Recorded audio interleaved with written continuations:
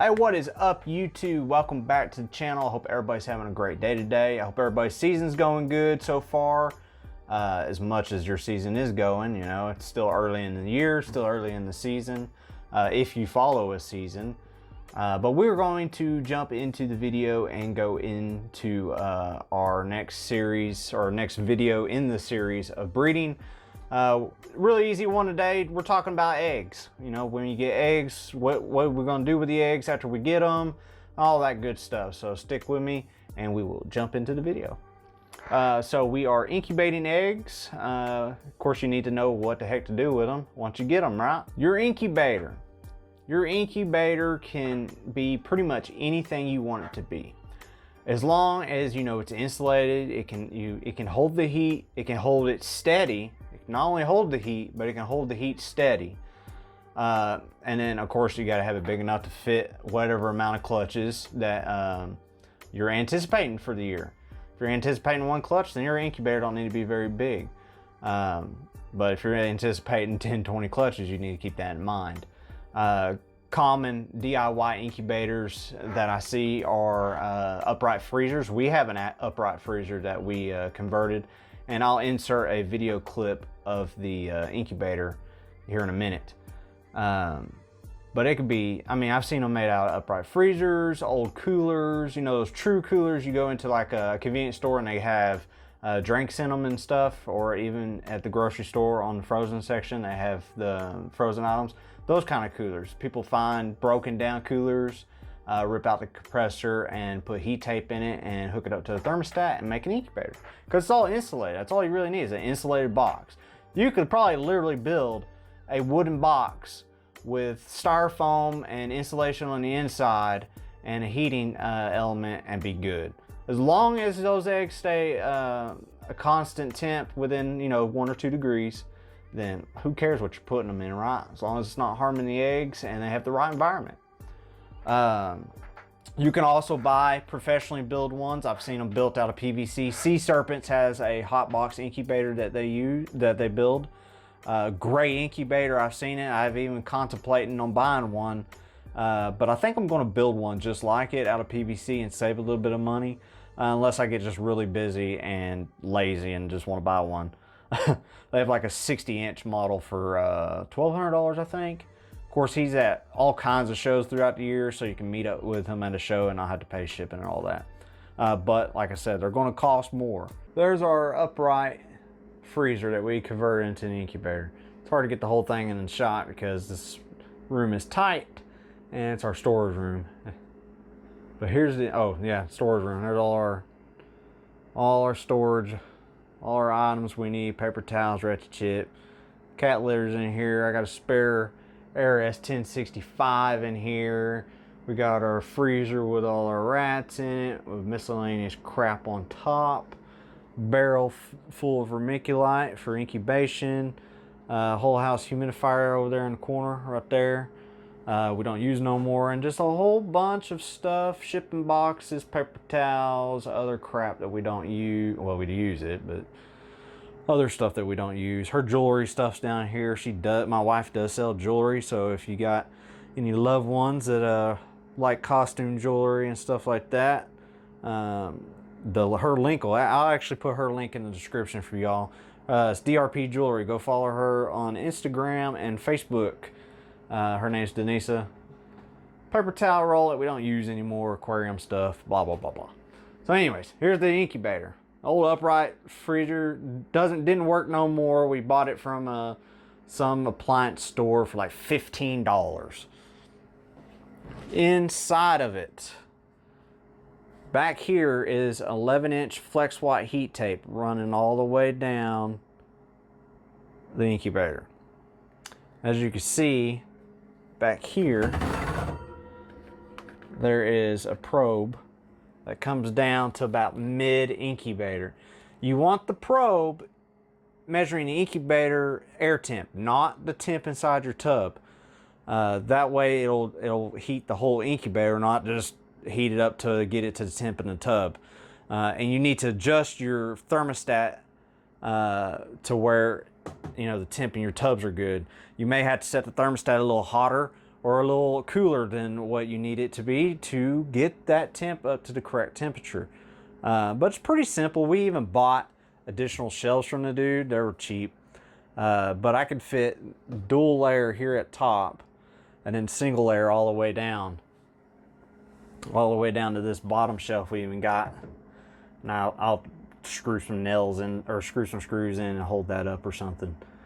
If I ever need it. I'm probably going to build one, like I said, and before I'll ever fill this one up. This one could fit 23 clutches.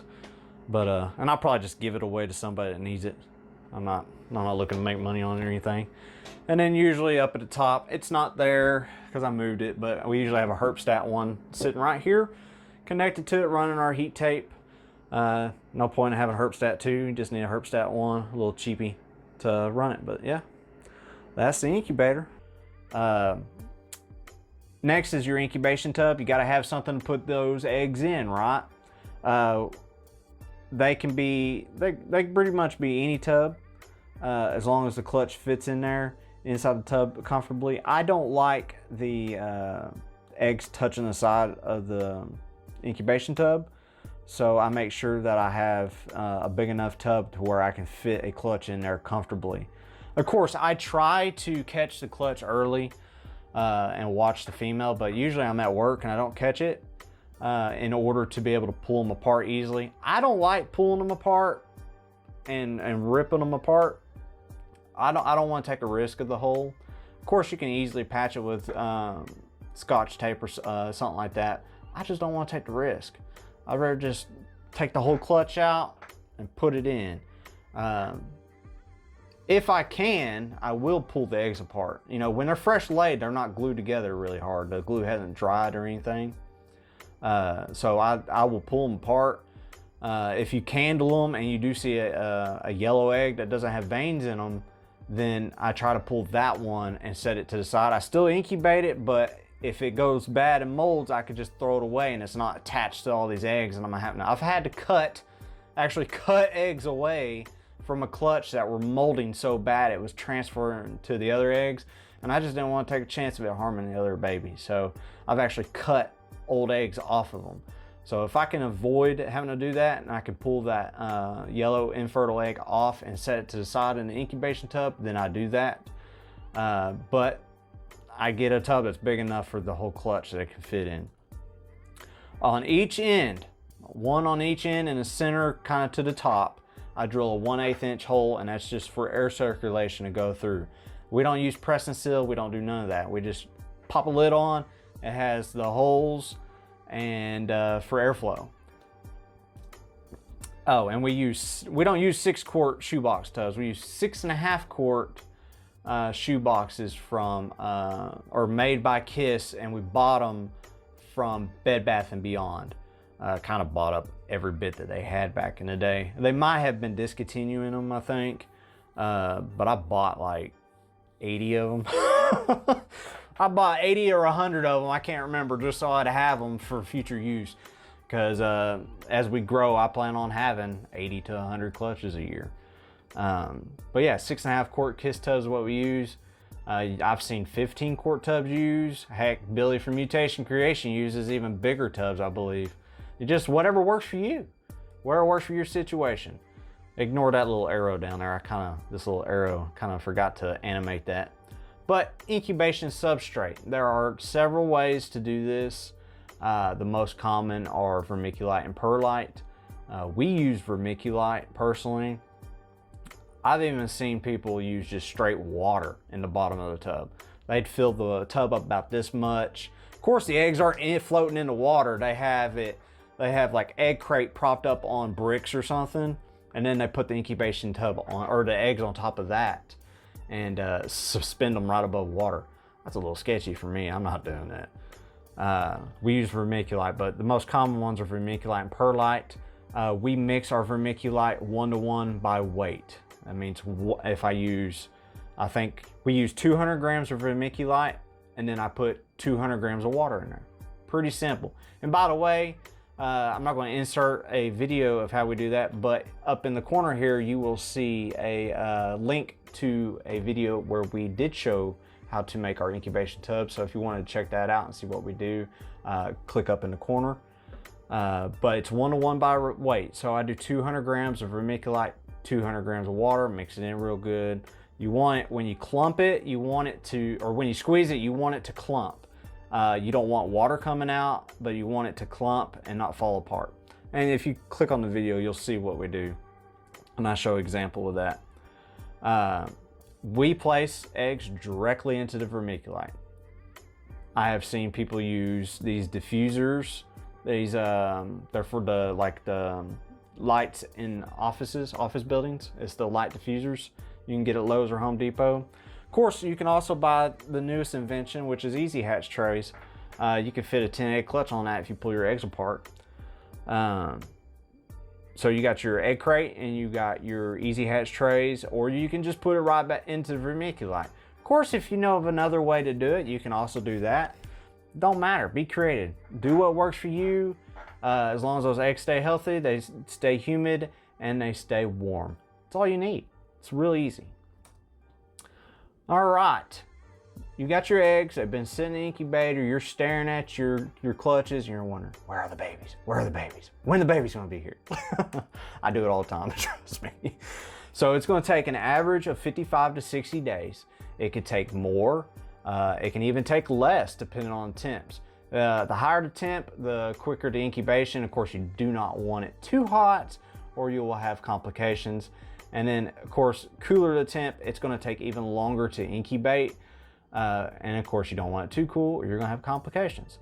But you'll have I'll have my tubs 90, 91 up here at the top because, you know, heat rises. I don't have any fans in my incubator. The new one I build, I want to put fans in. And then at the bottom, it might be like 85, 86. So there's a difference. Of course, as the season goes, I'm always pulling my clutches up closer to the heat. And I'd never have it to where it's full. My incubator can hold like 23 clutches. The best year I've had is 16, and they don't all come at once. So I've had some that were hatched before, you know, the other ones were laid. So they all stayed about mid-range in the incubator. But the new incubator I want to build is going to have a fan and it's going to circulate that air better. I just have never hooked up a fan, never had the need to, because I never have that thing full. One of these days I'll have a full incubator. But 55 to 60 days from the hatch. Big question, should I cut my eggs or should I not cut my eggs? It's up to you. Do whatever the hell you want to. You can cut at day 55, you can let one pip and cut the rest, or you can do no cutting at all. I know people that don't cut at all, they let all the babies come out on their own. We used to cut on day 55. Every single clutch was anywhere between day 53 and day 55. We used to cut, because we were antsy, we wanted to see what was inside. That was the main reason. I'm not gonna lie, I'm not gonna say, oh, we wanted to save the babies or whatever. I'm not gonna lie and say it was because of that, because it wasn't because of that. It was impatience. I want to see what we had. Nowadays, I wait until at least one baby has pipped, and usually by the time that baby pips and I can get around to 2 or 3 have already pipped total. So, but we wait until one is pipped, then I cut the clutch. Now, if I have an egg in the clutch that's still really plump, but the rest of them aren't, they're trying to hatch, I'll leave that plump egg a day or two just so it can have a little bit more time, because snakes are just like humans.